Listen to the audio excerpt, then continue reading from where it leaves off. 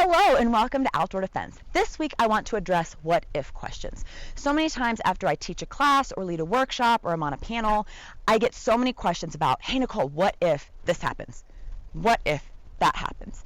And on a solo hike one day, I'm actually on a solo hike right now, but I was thinking, and it came to me, I think the question isn't so much what if something happens.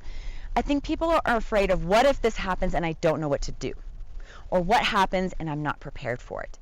Self-defense helps you answer that question of what do I do if this happens. You have options. Self-defense gives you that answer. It gives you that, well, what do I do? Oh, here are my options. Here are my tools of what I can do if this happens. It helps you be prepared because I cannot possibly cover all the different situations that you may face in your life, but with the basic skills that I teach with self-defense, you can then be prepared for any situation. Right now, I haven't seen anyone for about probably a mile or so. So if someone came up to me and I felt uncomfortable and my intuition was triggering me that this was not a good situation, using my voice might not necessarily get the attention of someone who can help me. In that moment, I'm going to have to help myself, and I have the skills to do that. Using my voice can still possibly intimidate that person, at least let them know that if they continue, there's going to be a fight. I can get my body ready, confident body language, strong body language, use my voice and tell them, back away, leave me alone, I don't want any trouble. If they don't listen, then you can get into your ready stance with both your hands,